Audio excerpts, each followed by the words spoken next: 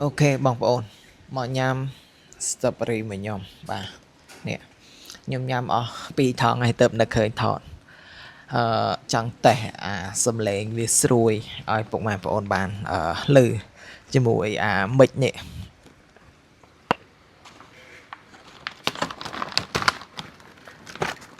នេះ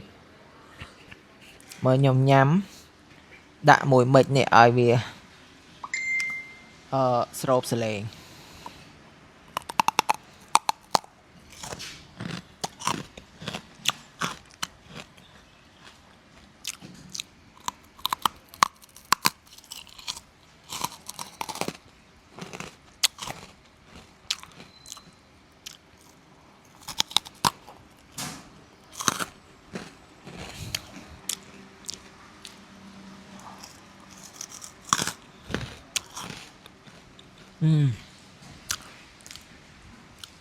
ជាតិតែម្ដងបាទ